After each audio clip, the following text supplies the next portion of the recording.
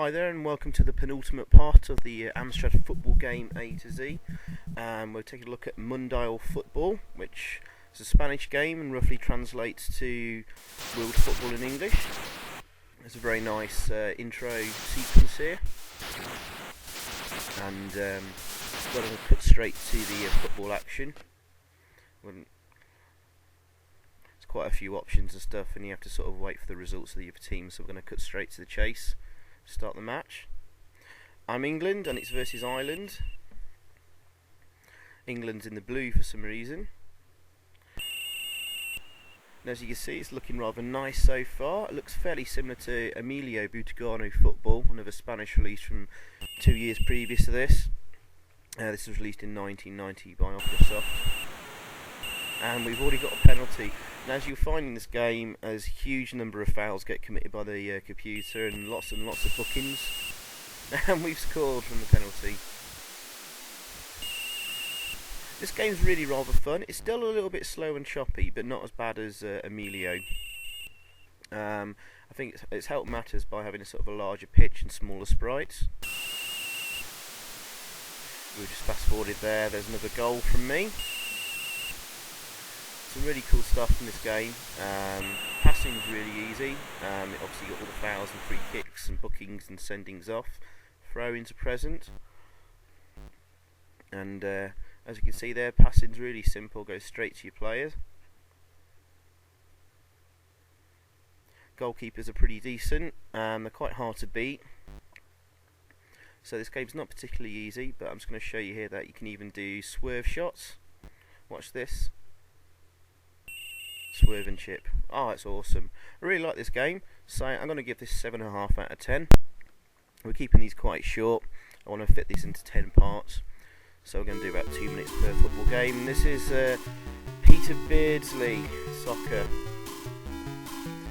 and I urge you to go and watch Collie UK's video for this, for the Spectrum. It absolutely made me laugh myself so hard. Right, just watch what happens here. Here's the kickoff, and there's power meters either side there. There's me increasing the power of my shot. Now watch what happens. Suddenly, all my players have spawned and warped down the pitch. This game spawns more players than bloody zombies in Left 4 Dead. I mean, this is just dreadful. Such awful and poor programming. The actual playability isn't too bad, despite the poor Spectrum type graphics. It's nice you have a power meter and stuff, so you can vary your shots. But like I said though, in terms of the programming, aside from the mass spawning players, which even the opposition, they just seem to run away from you. Oh dear. Reminds me of Kenny Dalglish soccer, using the old zigzag method there. And we've already scored. Keeper's rubbish. This is absolutely dreadful, and it's 1988 when this was released. 2.5 out of 10. Right, this is Marius Tresor Soccer, but released in England as Soccer 86. Although I couldn't find the box art for this, the English version. This is a lovely touch. The teams line up and they get their national anthems. Obviously I'm playing as England. God save the Queen there. A nice crowd noise there. Here comes the French with their anthem.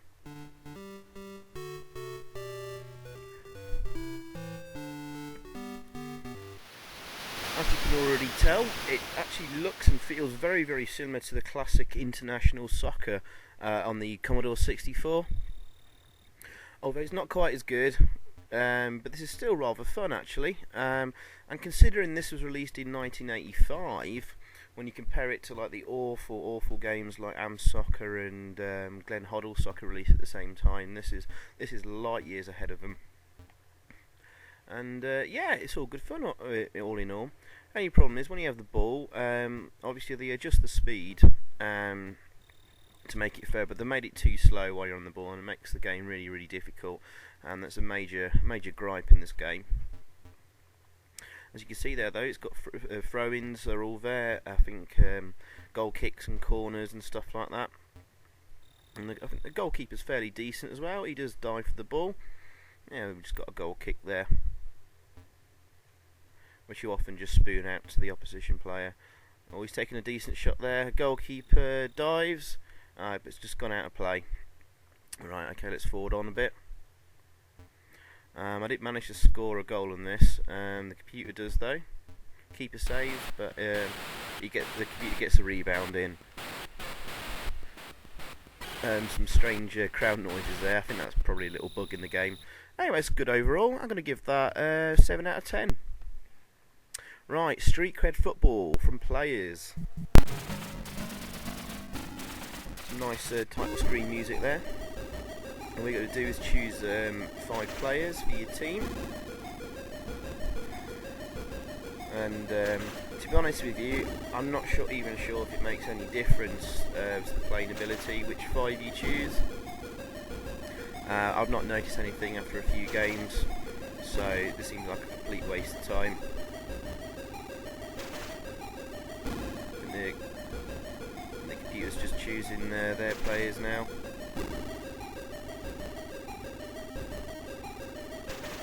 Right, let's start the game.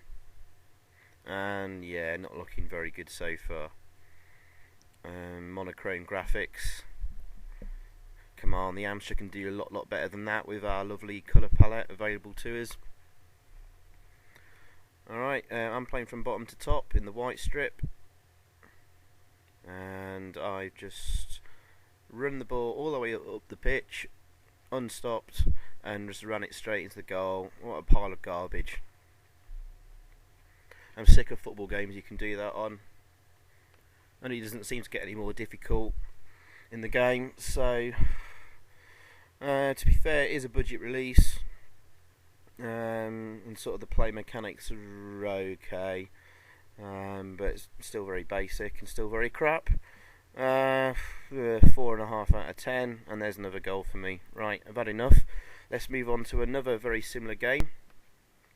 Street Gang Football this time, and from Codemasters, and they've added a few twists and turns in this, which you'll see shortly. The usual nice Codemasters presentation and music there.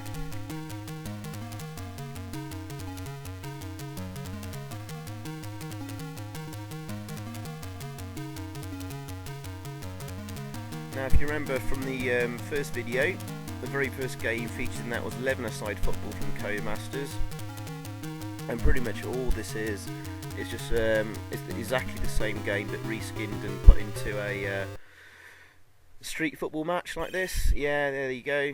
And they've added a few bits on the floor there, like there's walls and houses that stick out, and I think there's trash cans and stuff for you to run into. As you can see there, I'm already running the ball down the pitch and unstopped, and we've got a goal straight away, just like in 11-a-side soccer. But here's a little twist. You get into arguments, they claim it wasn't a goal. I don't know how they can claim that. I want to fight over it? Yeah, let's go. And here's a beat 'em up section where you just waggle the joystick left and right as fast as possible, and I win.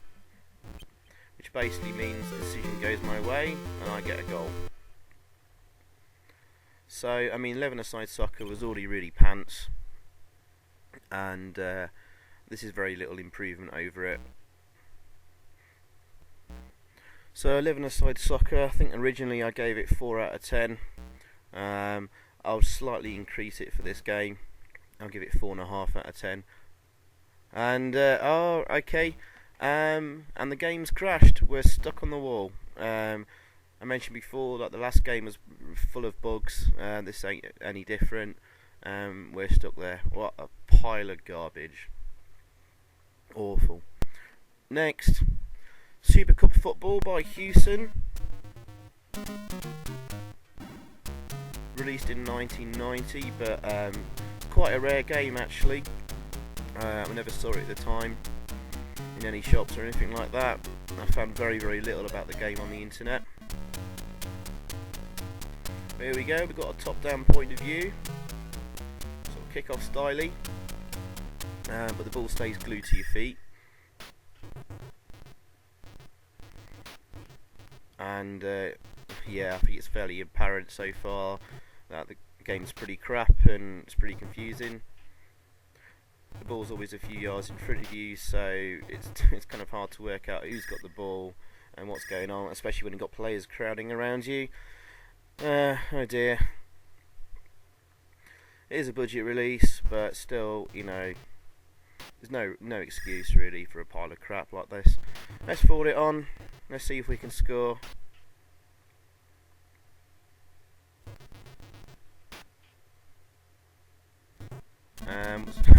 Defender gets away, the goalkeeper blocks him, and we scored.